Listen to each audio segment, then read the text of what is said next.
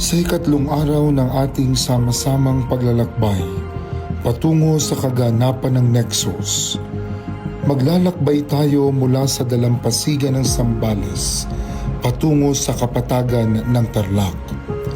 Dito mas mapagtitibay ang ating komunikasyon, koneksyon at kakayahang makipagkapwa.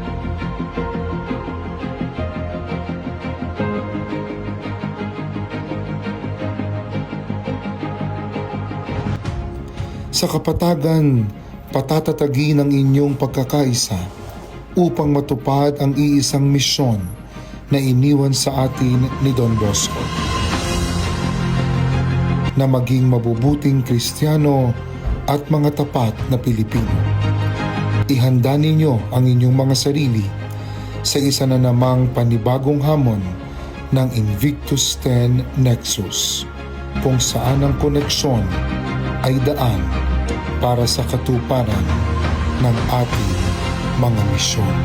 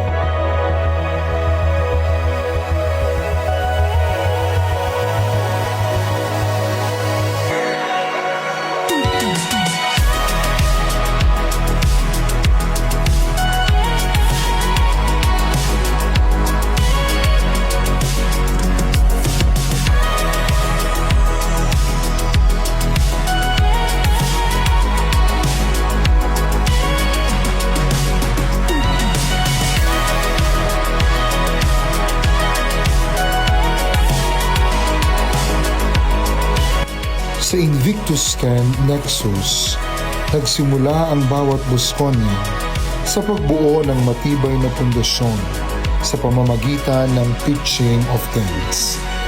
Sa simpleng pagtutulungan sa pagtatayo ng mga tent na ipakita ang tunay na diwa ng Nexus, ang koneksyon sa bawat isa tungo sa iisang layunin. Dito, nasilayan ang Bosconian brand of leadership na may disiplina, malasakit at kahandaan na maging sandigan ng kapwa sa anumang hamon. Sa bawat hampas ng alon at bawat tawanan sa water activities, mas lalong tumibay ang samahan at tiwala ng bawat Bosconian. Hindi lamang ito tungkol sa saya at pakikipagsapalaran, kundi tungkol din sa pagkatutong magtiwala, makiisa at umalalay sa isa't isa. Sa diwa ng Nexus, ipinakita ng mga Bosconian na ang tunay na leader ay marunong makibagay, manatiling matatag at magbigay lakas sa kanyang grupo.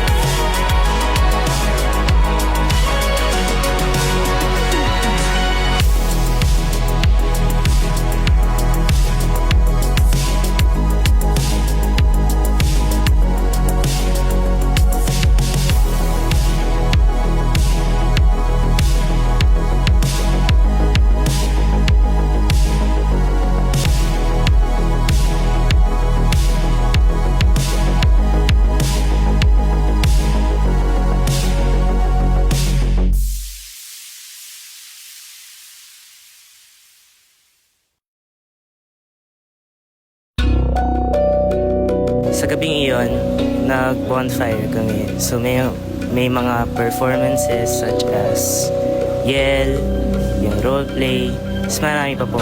So, tuwang-tuwa po kami. I think lahat po kami sa bonfire tumatawa na dahil sa sobrang saya. And sa kabila ng stress or pressure, especially as servant leaders, we can have time to have fun and relax.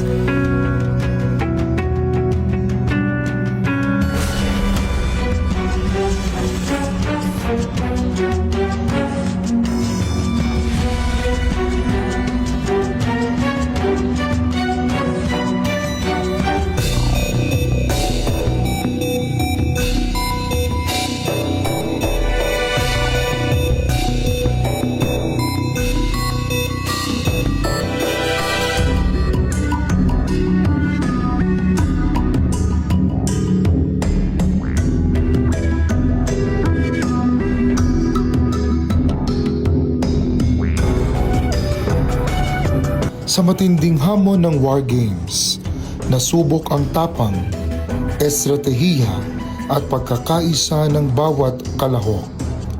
Bawat galaw at desisyon ay sumasalamin sa Bosconian leadership, mapanuri, responsable at handang manguna para sa ikabubuti ng lahat. Sa Invictus 10 Nexus, pinatunayan na ang tunay na lakas ay hindi lamang nasusukat sa husay ng individual, kundi sa koneksyon at pagtutulungan ng bawat miyembro ng kanya-kanyang grupo. Mahirap rin siya kasi di mo alam sinong totoo mong kakampi. Kami, na-eliminate kami before the first final 3 teams. Kasi sabi sa amin, truce. Tas nung nabasa yung papel namin, yung katrus namin, binabaril na kami.